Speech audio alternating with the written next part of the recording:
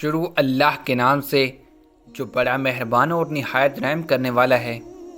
السلام علیکم محترم ناظرین۔ وہ کون سے 5 جانور ہیں جن کی دعا اللہ تبارک و تعالیٰ فوراً قبول کرتا ہے، اور اگر کوئی شخص ان پر ظلم کرے تو اللہ تبارک و تعالیٰ ان کی بد دعا بھی قبول کرتا ہے۔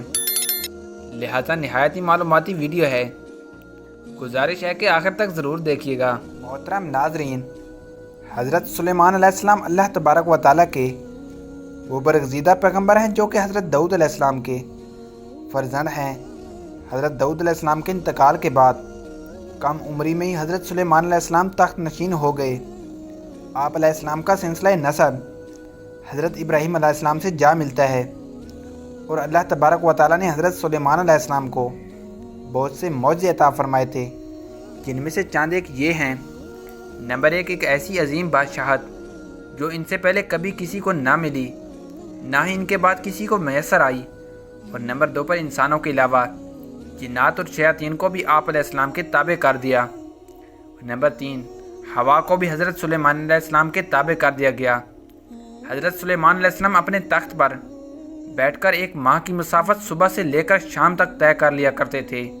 اور نمبر 4 پر ان کے لیے پگھلے ہوئے تانبے کا چشمہ جاری کر دیا گیا۔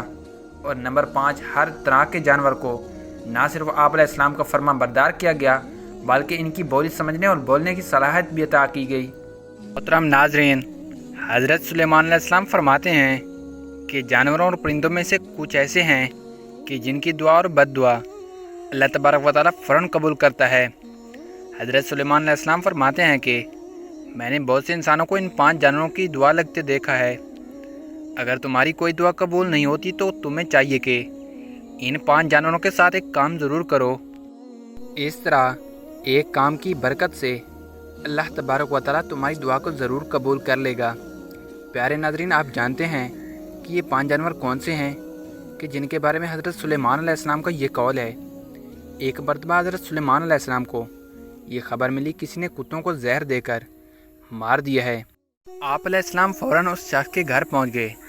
جب اس شخص نے وقت کے شہنشاہ یعنی نبی کو اپنے گھر میں دیکھا تو بہت خوش ہوا اور خدمت میں لگ گیا۔ وہ شخص کہنے لگا، اے اللہ کے نبی، آپ نے آنے کی زحمت کیوں کی؟ کہا آپ مجھے حکم کر دیتے تو میں سر کے بل چل کر آپ علیہ السلام کی خدمت میں حاضر ہو جاتا۔ حضرت سلیمان علیہ السلام نے اس بندے کو کہا کہ اپنے سارے گاؤں والوں کو اکٹھا کر لو، میں تمہیں ایک بات بتانے والا ہوں۔ اگر تم میری بات پر عمل کر لو گے تو تمہاری آنے والی نسل سنور جائے گی، لیکن اگر تم میری بات پر عمل نہیں کرو گے تو تمہارے آنے والی نسلیں تباہ و برباد ہو جائیں گی۔ چنانچہ اس بندے نے گاؤں والوں کو اکٹھا کیا۔ جب سارے اکٹھے ہو گئے تو حضرت سلیمان علیہ السلام نے فرمایا کہ 5 ایسے جانور اور پرندے ہیں جن کی دعا اور بد دعا اللہ تبارک و تعالیٰ فوراً قبول کر لیتا ہے۔ نمبر 1 پر حضرت سلیمان علیہ السلام نے فرمایا کہ کبوتر ایک ایسا پرندہ ہے جو اللہ تبارک و تعالیٰ کی حمد و ثنا اور نبیوں سے محبت کرنے والا پرندہ ہے۔ کبوتر کا یہ عمل دنیا کے تمام پرندوں سے بڑھ کر ہے، اور باقی پرندے کی نسبت کبوتر سب سے بڑھ کر عبادت گزار پرندہ ہے۔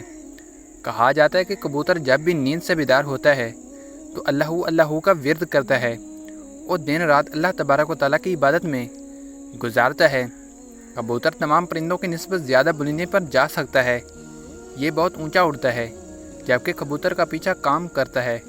جب یہ عقاب کبوتر کا شکار کرنے کے لیے اس کو پکڑنے کی کوشش کرتا ہے تو کبوتر خود کو بچانے کے لیے بہت زیادہ بلندی پر چلا جاتا ہے، اور یوں عقاب کے لیے اتنی زیادہ بلندی پر جانا مشکل ہو جاتا ہے، اور اس طرح سے ایک کبوتر خود کو بچانے میں کامیاب ہو جاتا ہے۔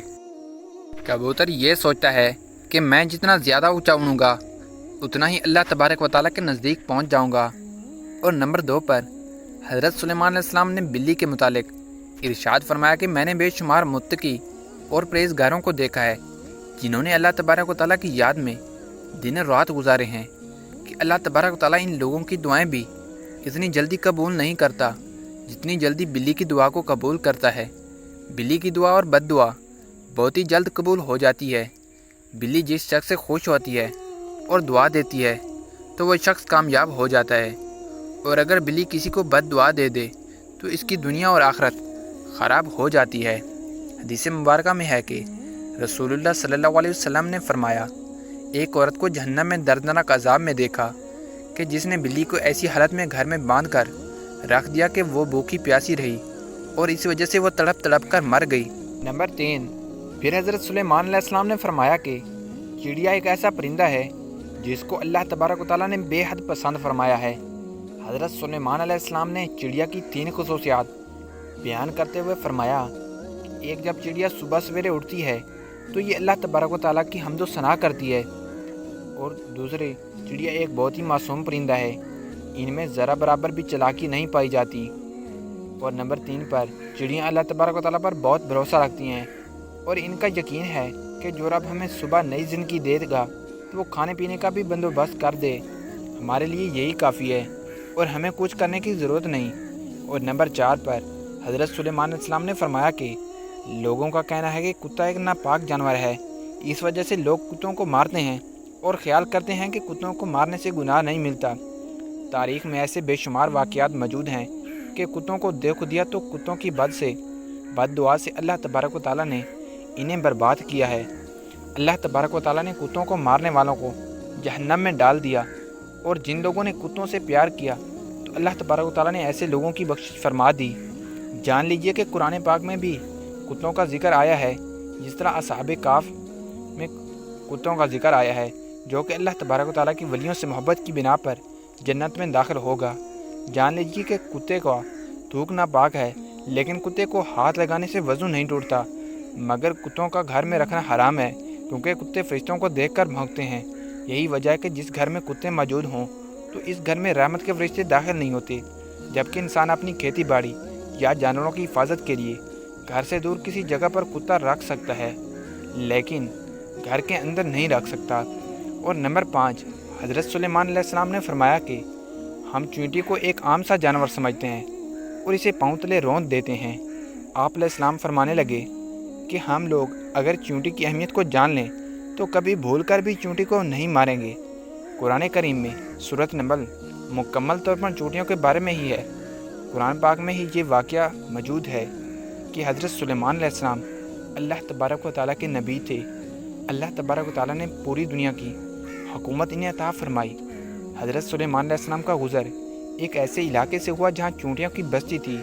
ایک چونٹی حضرت سلیمان علیہ السلام کے لشکر کو پاس آتے ہوئے دیکھتی ہے تو دوسری چونٹیوں کو بلند آواز میں پکارتی ہے کہ حضرت سلیمان علیہ السلام کا لشکر آ رہا ہے۔ حضرت سلیمان علیہ السلام کے لشکر سے دور ہو جاؤ، کہیں ایسا نہ ہو کہ تم سب حضرت سلیمان علیہ السلام کے لشکر کے نیچے آ کر کچلی جاؤ۔ اس پر حضرت سلیمان علیہ السلام اس چونٹی کی بات کو دور سے ہی سن کر مسکراتے ہیں۔ جان لیجیے کہ چونٹیاں بھی انسانوں کی طرح ہی اپنی زندگی بسر کرتی ہیں۔ جدید ریسرچر سے بھی یہ بات ثابت ہوتی ہے کہ چونٹیاں بستی بنا کر رہتی ہیں۔ چونٹیاں زیادہ تر بستیوں میں ہی اس طرح رہتی ہیں جیسے انسان اپنے معاشرے میں رہتا ہے۔ محترم ناظرین، اگر ویڈیو اچھی لگ رہی ہو تو لائک لازمی کیجیے گا۔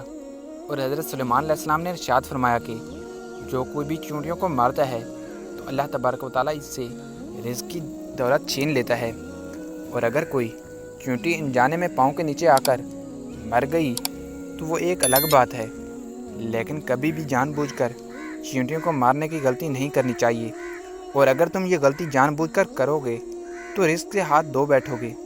اور اگر کوئی چیز آپ کے ہاتھ سے گر جائے اسے چونٹیوں کے لیے رہنے دیا کریں، اس طرح وہ آپ کو دعا دیں گی جس سے اللہ تبارک تعالیٰ آپ کے رزق میں اضافہ کرے گا۔ لیکن علماء کرام یہ بھی بتاتے ہیں کہ جن چینٹیوں کی بعض اقسام میں زہریلی بھی ہوتی ہیں، جو کہ اگر جسم کے کسی حصے پر کاٹ لیں تو وہاں پر سوجن وغیرہ آ سکتی ہے، لہٰذا اس بات کی دلیل مانتے ہوئے علماء کرام کا کہنا ہے کہ اگر انسانوں کو چینٹیوں سے خطرہ ہو تو انہیں مارا بھی جا سکتا ہے۔ محترم ناظرین، حضرت سلیمان علیہ السلام نے یہ 5 باتیں لوگوں کو بیان کرنے کے بعد انہیں فرمایا کہ اب میں آپ کو ایک ایسی راز کی بات بتانے والا ہوں کہ کبھی بھی کسی جانور یا پرندے کو جان بوجھ کر نہ مارو، کیونکہ وہ بھی اللہ تبارک و تعالیٰ کی مخلوقات میں سے مخلوق ہیں۔ ہمیں اللہ تبارک و تعالیٰ کی مخلوق کو کبھی بھی نقصان نہیں پہنچانا چاہیے۔ اللہ تبارک و تعالیٰ کی مخلوق سے جس قدر ہو سکے پیار سے پیش آنا چاہیے۔ اللہ تبارک و تعالیٰ سے دعا ہے کہ نیکی کی بات کو سننے، سمجھنے اور اس پر عمل کرنے کی طاقت اور توفیق عطا فرمائے۔ میرا سنانا اور آپ کا سننا قبول و منظور فرمائے۔ فرمائے۔